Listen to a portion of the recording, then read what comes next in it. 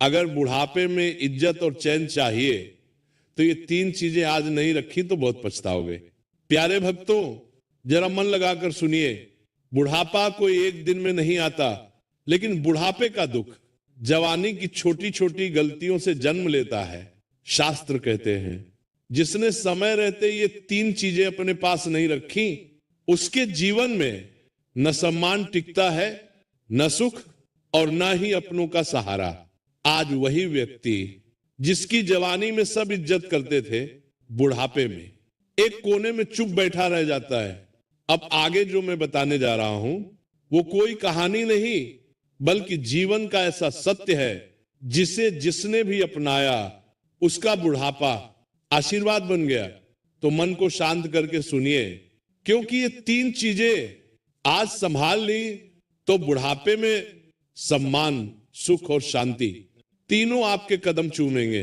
तो प्रेम से बोलिए जय श्री कृष्णा। और इस पावन कथा को अंत तक ध्यान से सुनिए।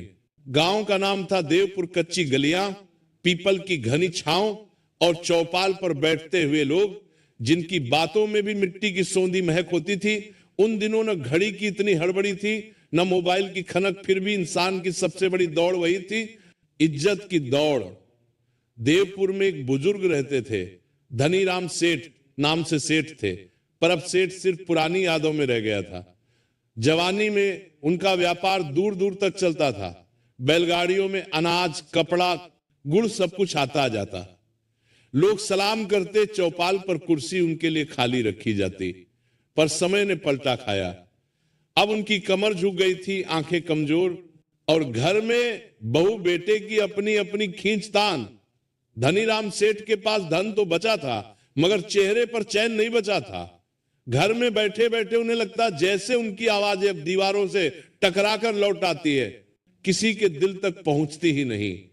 एक शाम की बात है, ठंडी हवा चल रही थी। पीपल के नीचे चौपाल पर गांव के बुजुर्ग जमा थे। वहां गिरधारी पंडित भी थे, जिनकी उम्र तो धनीराम सेठ से भी ज्यादा थी, मगर चेहरे पर ऐसी चमक जैसे अंदर कोई दीपक जलता हो। गांव के बच्चे भी उनकी गोद में बैठ जाते, बहुएं भी आदर से पानी रख जाती, और जवान भी उनके सामने ऊंची आवाज में बात नहीं करते। धनीराम सेठ ने मन ही मन एक टीस महसूस की। उन्हें लगा ये पंडित जी मेरे जितने ही बूढ़े हैं, फिर इन्हें इतना सम्मान क्यों, और मुझे मेरे अपने घर में ही कोई पूछता नहीं। धनीराम सेठ ने उसी वक्त पंडित जी से कहा, पंडित जी एक बात बताइए, बुढ़ापे में आदमी को सुख और सम्मान दोनों कैसे मिलता है? मैं तो सब कुछ कमाकर भी खाली रह गया। गिरधारी पंडित ने धनीराम की ओर देखा। उनकी आंखों में तंज नहीं था, बस अनुभव था। उन्होंने धीरे से कहा, सेठ जी, सुख और सम्मान बुढ़ापे में नहीं कमाया जाता, वो तो जवानी में बोया जाता है। बुढ़ापा सिर्फ फसल काटने का समय है। धनीराम सेठ ने बेचैनी में पूछा, तो फिर बोना क्या चाहिए था? पंडित जी ने पीपल की जड़ की ओर इशारा किया। देखिए, इस पेड़ को, इसकी जड़ें जितनी मजबूत, पेड़ उतना स्थिर। इंसान की भी तीन जड़ें होती हैं। जो ये तीन चीजें अपने पास रख ले, बुढ़ापे में उसे कोई हिला नहीं सकता, ना घर, ना दुनिया, ना समय। धनीराम सेठ जैसे चौकन्ने हो गए। कौन सी तीन चीजें? पंडित जी ने उंगलियां गिननी शुरू की, धीरे, बिल्कुल वैसे जैसे कहानी खोली जाती है। पहली अच्छा नाम, दूसरी अपना हुनर, तीसरी अपना सच्चा साथी। यानी ऐसा संबंध जो स्वार्थ से नहीं, अपनेपन से चलता हो। धनीराम सेठ ने हंसकर कहा, पंडित जी, नाम तो मेरा भी है, लोग जानते हैं मुझे। पंडित जी ने सिर हिलाया। लोग जानना और लोग मानना दो अलग बातें हैं सेठ जी। नाम वही अच्छा होता है जो पीछे से भी आदर से लिया जाए और सामने भी डर से नहीं, सम्मान से बोला जाए। धनीराम सेठ की हंसी रुक गई। उनके भीतर कहीं कुछ चुभ गया। पंडित जी ने आगे कहा, आपको मैं एक किस्सा सुनाता हूं। पुरानी बात है, जब मैं जवान था, हमारे गांव में एक बनिया था, हरिराम, बड़ा धनवान, पर कंजूसी ऐसी कि दिया भी दूसरों के घर के उजाले में जलाए, किसी की मदद न करे, किसी की बात न सुने। जब भी कोई दुखी आता कहता, मेरे पास फुर्सत नहीं, जाओ। चौपाल पर बैठे लोग ध्यान से सुनने लगे। बच्चे भी शांत हो गए। समय बीतता गया। हरिराम बूढ़ा हुआ, धन रहा, गोदाम रहे, पर घर में शांति नहीं रही। बेटों में झगड़े, बहुओं में ताना। एक दिन हरिराम बीमार पड़ा। गांव के वैद्य को बुलाने के लिए नौकर भागा, मगर वैद्य ने कहा, जिसने कभी किसी की मदद नहीं की उसके लिए मैं अपनी दुकान क्यों बंद करूं। धनीराम सेठ ने बीच में कहा, वैद्य ने ऐसा कहा? पंडित जी ने गंभीरता से कहा, हां, क्योंकि हरिराम ने अच्छा नाम नहीं रखा था, उसने सिर्फ पैसा रखा था। पैसा तो तिजोरी में रहता है, पर नाम लोगों की जुबान में रहता है, और बुढ़ापे में सहारा तिजोरी नहीं जुबानें देती हैं। धनीराम सेठ का गला सूख गया। उन्हें अपने जीवन के कई दृश्य याद आने लगे। कितने लोगों को उन्होंने बस काम के लिए अपनाया, कितनों को उन्होंने हल्के में लिया, कितने मजदूर जिनके हिस्से का पैसा रोक लिया था। पंडित जी ने दूसरा उंगली उठाई। दूसरी चीज हुनर। बूढ़े होने पर सबसे पहले आदमी की ताकत जाती है, फिर उसकी हैसियत। पर अगर आदमी के हाथ में हुनर हो तो वो किसी पर बोझ नहीं बनता। धनीराम सेठ ने धीमे स्वर में कहा, हुनर तो कारीगरों के पास होता है पंडित जी, मेरे पास तो बस व्यापार था। पंडित जी मुस्कुराए, व्यापार भी हुनर है। सेठ जी, अगर आपने दूसरों को भी सिखाया हो, आपने अपने बेटों को सिखाया या बस डराया? आपने अपने नौकरों को आगे बढ़ाया या उन्हें दबाया? जो आदमी अपना हुनर बांटता नहीं, उसका हुनर उसके साथ ही बूढ़ा हो जाता है। अब चौपाल पर सन्नाटा था। धनीराम सेठ की आंखें नीचे झुक गईं। उन्हें याद आया, उनका बड़ा बेटा कहता था, बाबूजी मुझे हिसाब किताब सिखा दीजिए, और वे टाल देते थे, अभी बच्चे हो, बाद में कभी आया ही नहीं। पंडित जी ने तीसरी उंगली उठाई। तीसरी चीज सच्चा साथी। ये जरूरी नहीं कि वो पत्नी ही हो, भाई ही हो, बेटा ही हो। सच्चा साथी वह है जो आपके बुढ़ापे में आपकी बात सुने, आपके डर को समझे और आपको अकेला न महसूस होने दे। धनीराम सेठ ने एक लंबी सांस ली। मेरे घर में तो लोग हैं, फिर भी मैं अकेला हूं। पंडित जी बोले, क्योंकि घर में लोग होना और दिल में जगह होना दो अलग बातें हैं। आपने जिंदगी भर रिश्तों को आदेश से चलाया, अपनापन से नहीं। अब बुढ़ापे में आदेश नहीं चलता।